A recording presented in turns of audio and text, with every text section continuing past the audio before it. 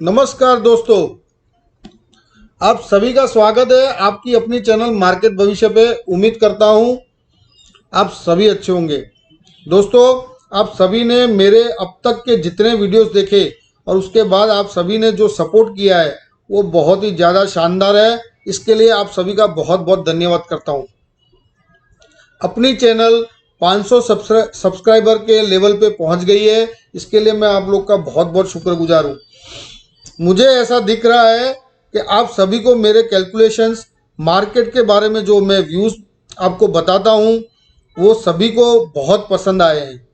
एक अच्छी बात ये है कि मैं समझ रहा हूँ कि वीडियोस को देखने के बाद आप सभी को ये समझ में आ गया कि ट्रेड कहाँ लेना है और कहाँ नहीं, और कैसे पैसे को बचाना है। और सबसे बड़ी बात, मेरी इस चैनल से आपने शायद मदद ली है कि आप सभी ने ये चीज़ का इस्तेमाल किया होगा, नॉलेज का इस्तेमाल किया होगा, और आप सभी को कैलकुलेशन करना आ गया होगा और कैसे आपको पैसे बचाना है वो आप सभी लोग ने सीख लिया होगा। तो जिस मेरे इस चैनल का मेन मोटिव यही है कि आप लोग को सही गाइडेंस दूं और कम से कम आपको नुकसान हो ट्रेडिंग के दुनिया में। ठीक है, ट्रेडिंग जो कर रहे हैं उनकी बात है, इन्वेस्टर्स की तो बात ही नहीं है। इन्वेस्टर्स तो बात ही अलग हो जाती है। अब देखिए, मार्केट के बारे में दो तीन चीज़ें मुझे क्लियर करनी थी कि जैसे हमारा फ्राइडे को मार्केट इतना टॉप हुआ, इतना जो मार्केट में मूवमेंट आई, तो उसमें आपने नोटिस किया होगा कि एचडीएफसी ट्विंस ने बहुत ज़्यादा मूव किया compare to other stocks. HDFC twins यानी मैं एचडीएफसी बैंक और एचडीएफसी लिमिटेड की बात कर रहा हूँ। तो अब ये जानना जरूरी है कि ये इतना क्यों मूव कर रहे थे। ठीक है, वो रीज़न समझना जरूरी है, क्योंकि 18,100 का भी जब टॉप लगा था तो उस समय भी एचडीएफसी ट्विंस के कारण लगा था। उस समय उनका न्यूज़ आया था कि वो मर्जर होंगे और उस कारण से वो दोनों शूट किए थे, ऑलमोस्ट 10% शूट करे थे, और उसके कारण इंडेक्स भी शूट हो गया। देखो, इसकी मेन वजह यह है कि एचडीएफसी ट्विंस का कंबाइंड वेटेज इंडेक्स के अंदर 17 से 18% है। Compare to other stocks, Nifty 50 में एचडीएफसी ट्विंस यानी एचडीएफसी लिमिटेड और एचडीएफसी बैंक का कंबाइंड अगर वेटेज गिने, ठीक है, वो 17 से 18% का है। आप समझ सकते हैं कितना वजन पड़ता है। तो कल जो हुआ तो सेम चीज हुई कि इनका एक तो वेटेज ज़्यादा है तो मार्केट में तेजी ज़्यादा हुई। अब न्यूज़ ये है कि अगर अभी जो वेटेज है एचडीएफसी बैंक और एचडीएफसी लिमिटेड का एमएससीआई इंडेक्स में, एमएससीआई इंडेक्स शायद आप लोगों को मालूम होगा, मॉर्गन स्टैनली कैपिटल इंडेक्स है। ठीक है, तो दुनिया की सारी बड़ी बड़ी कंपनीज का उसमें वेटेज होता है। अभी उसमें दोनों का कंबाइंड वेटेज 6% के आसपास है, और जो कैलकुलेशन निकल के आ रहा है कि जब मर्जर हो जाएगा तब उनका वेटेज 13.45 हो जाएगा। तो उसके कारण सब लोगों ने उसमें बाइंग की है, और शायद जो एफआईआई इतने दिनों से बाइंग हो रही थी वो शायद इन्हीं दोनों स्टॉक्स में इसीलिए हो रही थी कि उनको पहले से ही पता था। ये डिस्क्लोजर तो अब आया है और एफआईआई को पहले से मालूम, और उन्होंने एक्यूमुलेट करना कर लिया हो, और बाजार आज इस स्तर पे आ गया। ये सब प्री प्लान होता है, हम बाजार को जानते नहीं है। बाजार 6 से 7 महीने एडवांस चलता है। बाजार को सब चीज़ें पहले से मालूम होती है, तब जाके ये सब, और जो ये स्मार्ट मनी इन्वेस्टर्स इनको भी पहले से मालूम होता है। हम रिटेलर्स फालतू में बेवकूफ़ बनते हैं, इनकी गिरफ्त में आ जाते हैं हम लोग। ठीक है, मुद्दे पे आते हैं। देखो, अभी ओवरऑल मार्केट बुलिश हो गया है, इंडेक्स ऑल टाइम हाई के बिल्कुल नज़दीक आ गया है। हो सकता है नेक्स्ट वीक मंडे या ट्यूसडे हम एक नया ऑल टाइम हाई बनते हुए देखें। बट मेरी बात यहाँ आपको समझनी पड़ेगी कि जब मार्केट इस तरह से शूट करता है तो लोगों के पोर्टफोलियो भी बढ़ने चाहिए। लोगों के पोर्टफोलियो में कोई फर्क ही नहीं पड़ रहा है। लेकिन हम अगर इंडेक्स के ट्रेडर हैं, निफ्टी बैंक निफ्टी के ट्रेडर हैं, तब तो ठीक है, बट इन लेवल्स पे कुछ खरीदना मत आप ये जो लेवल्स अभी आए हैं उस लेवल्स पे आप कुछ खरीदिए मत, क्योंकि ये एक हायर एंड है और यहाँ पे अगर कोई खरीदी की है तो हमको रिटर्न्स बहुत कम मिलेंगे, उतना जो रिटर्न्स मिलना चाहिए वो नहीं मिलेगा। ठीक है, फ्रेश इन्वेस्टमेंट पे यहाँ पर फिलहाल कोई लेवल्स बनता नहीं है। Almost all major stocks rise हो चुके हैं और हम अगर सस्ता स्टॉक लेंगे तो महंगा बेच पाएंगे, लेकिन अगर महंगा लोगे तो उसको कहाँ बेचोगे आप? सस्ता तो बेच नहीं सको, नुकसान करना पड़ेगा। और अगर महंगा लोगे और थोड़ा ऊपर बाजार अगर यहाँ से रिवर्स हुआ, क्योंकि अब रेजिस्टेंस लेवल आ चुका है, ठीक है, अब ये रेजिस्टेंस के बहुत ये स्ट्रॉन्ग रेजिस्टेंस लेवल है। 18,500 से 18,600 एक बहुत ही बड़ा स्ट्रॉन्ग रेजिस्टेंस है, यहाँ से मार्केट रिवर्स भी हो सकता है। तो आपका यहाँ इस लेवल पे इन्वेस्टमेंट किया हुआ वो फेक जाएगा, वो एक आपको फिर एक लॉन्ग पीरियड वेटिंग का बन जाएगा उसमें। तो चलो ये तो हो गई बात जनरल। चलो अब हमारा कमिंग वीक में क्या आउटलुक बनता है वो देखेंगे। दोस्तों आज हम अपनी एनालिसिस स्टार्ट करते हैं वेडनेसडे, थर्सडे और फ्राइडे के मूव को लेके, जहां हम थर्सडे एक्सपायरी में एक वीकली लो बनते हुए देख रहे थे और उसके पहले वेडनेसडे को एक बढ़िया रेड कैंडल टॉप बनते हुए देखा। देखो ये तो वीकली चार्ट है, लेकिन मैं आपको डेली चार्ट में ये दिखा दूं। ये है डेली चार्ट। ओके, हम यहाँ डेली चार्ट पे आ गए। इन प्राइस टैग्स को मत देखना, हम डेली चार्ट की कैंडल्स देखें। ये जो थी ये वेडनेसडे की कैंडल है, ये थर्सडे की एक्सपायरी वाली कैंडल है।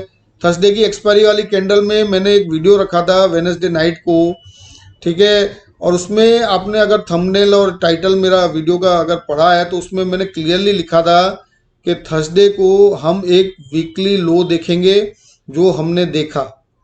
ठीक है, ये वाली कैंडल का लो कितना था? 17,969।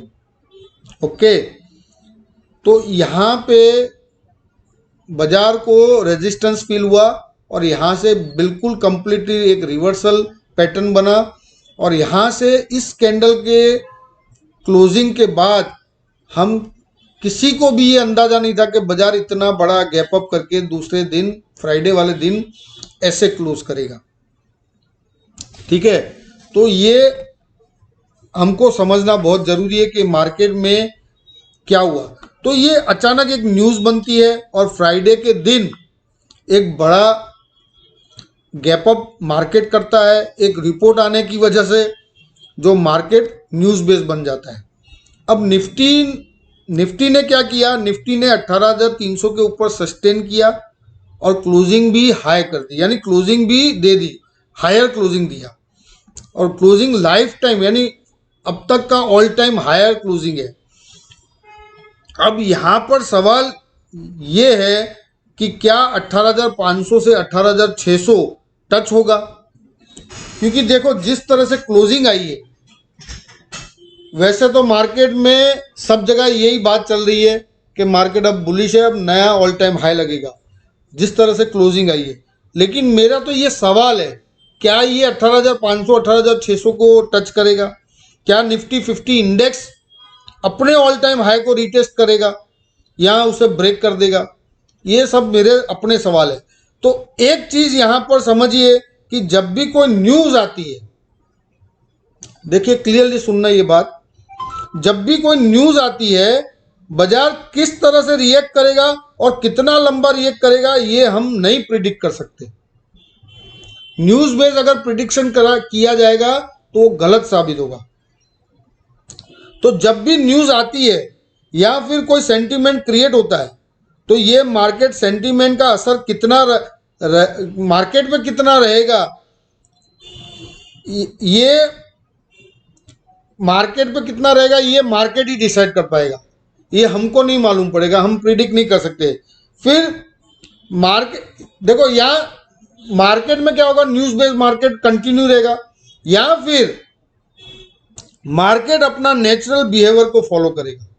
अगर न्यूज, ये देखो कल फ्राइडे को जो ये बाजार, ये मार्केट जो हुआ ना, ये ट्रेडिंग बेस नहीं था। यहाँ पे इंट्राडे कुछ भी नहीं हुआ। यहाँ देखा जाए तो इंट्राडे का कोई डेटा ही नहीं है, ठीक है।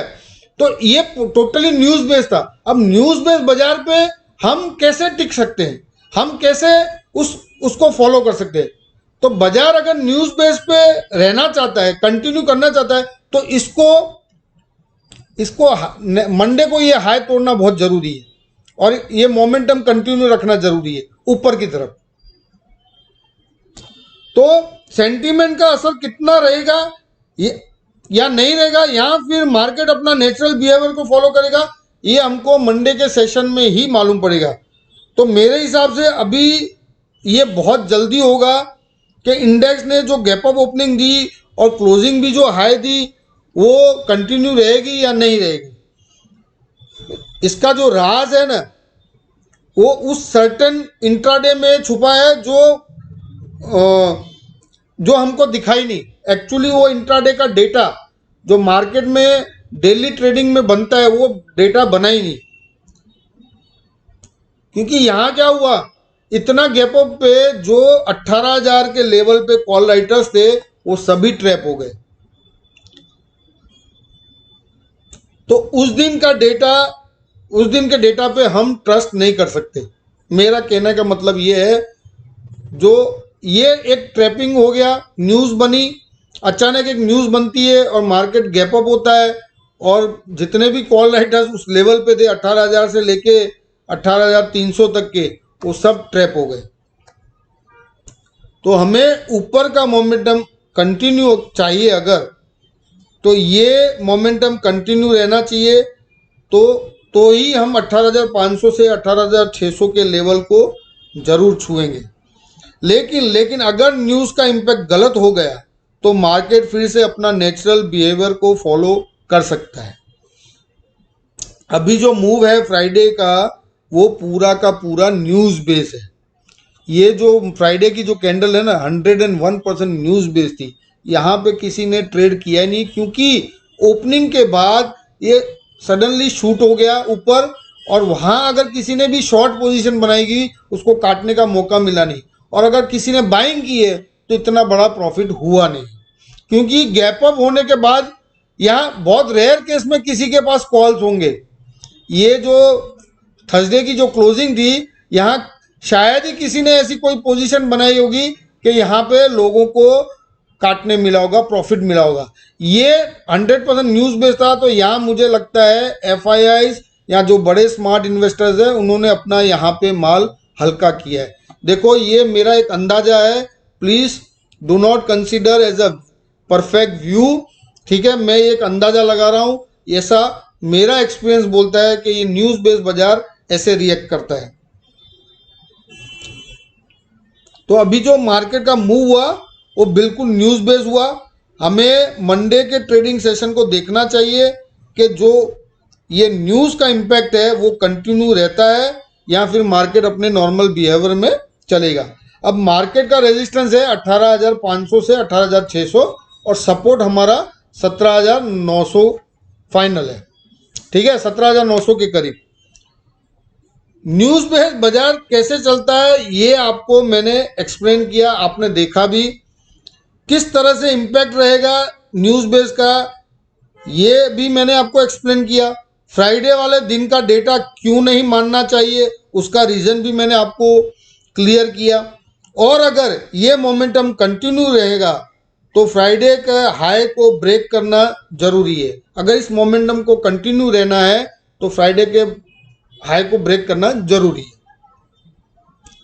एक इंपॉर्टेंट बात, जब भी न्यूज़ बनती है, एक इंपॉर्टेंट बात ये ध्यान से सुनना, जब भी न्यूज़ बनती है उसके ऊपर किसी का कंट्रोल नहीं होता, तब सब टेक्निकल्स फंडामेंटल साइड में रह जाते हैं। जिस तरह से मार्केट थर्सडे को क्लोज हुआ उसके नेक्स्ट दिन इतना बड़ा गैप अप वो टेक्निकल बेस पे नहीं होता है, वो सिर्फ और सिर्फ न्यूज़ बेस पे होता है। वो गैप अप हुआ चाहे गैप डाउन हो, वो एक न्यूज़ ही बनाता है। मार्केट को इस तरह से लेवल को ऊपर ले जाना एक बहुत बड़ी बात है। टेक्निकली हम इतना गैप अप नहीं देखते। दोस्तों अब आगे का एनालिसिस हम मंडे के सेशन के बाद ही कर पाएंगे, ठीक है। आशा करता हूं वीडियोस पसंद आ रहे हैं तो लाइक करिएगा, सब्सक्राइब करिएगा, फ्रेंड्स फैमिली रिलेटिव्स के साथ शेयर करिएगा। उन लोगों को जरूर शेयर करो जो कहते हैं मार्केट से पैसा नहीं बन सकता। मेरी टेलीग्राम चैनल पे जरूर जुड़ें ताकि मेरी और आपकी कनेक्टिविटी बनी रहे। मेरी टेलीग्राम चैनल का लिंक डिस्क्रिप्शन बॉक्स में है, आप जाके वहाँ पे पब्लिक चैनल है, आप वहाँ पे आप अपने आप को चैनल को ज्वाइन कर सकते हैं। एक और बात, FIIs के डेटा के हिसाब से सब लोग बुलिश लग रहे हैं, सब लोग ब्रेकआउट्स की राह देख रहे हैं। SGX निफ्टी 18,500 के करीब एक बूस्टर डोज के दे रहा है।